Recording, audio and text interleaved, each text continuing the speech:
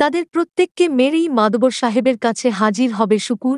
তবে কি পারবে শুকুর সবার সাথে একা লড়াই করে বেঁচে থাকতে পারবে কি? কি হতে যাচ্ছে গোবরের পদ্মফুল নাটকের 12 নম্বর পর্বে?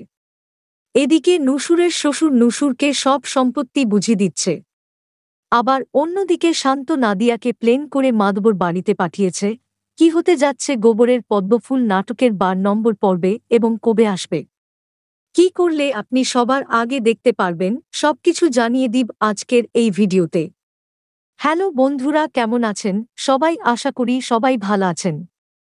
বন্ধুরা, আপনারা 11 নম্বর পর্বে দেখেছিলেন মাদবর এবং মাদবর সাহেবা একজন আরেকজনের মাথায় বন্দুক ধরেছিল। সেটা কিন্তু বাস্তবে না, মাদবর সাহেবা এটা স্বপ্নে দেখেছিল। ওদিকে রিপন মেম্বার এবং শান্ত শুকুরকে উঠাইয়া নিয়ে গেছিল। শান্ত এবং সাবেক মেম্বার প্লেন করেছিল শুকুরকে কিভাবে মেরে কবর দেওয়া যায়। কবর খনন করাও শেষ, এর মধ্যে দিয়ে শুকুর পালিয়ে বেঁচে যায়। এদিকে মাদবর সাহেব মনে করেছে শুকুর আমার বাড়ি থেকে চলে গেছে, নয়তো শুকুরকে কেউ মেরে ফেলেছে। শুকুর আর মাদবর বাড়িতে ফিরে আসব না।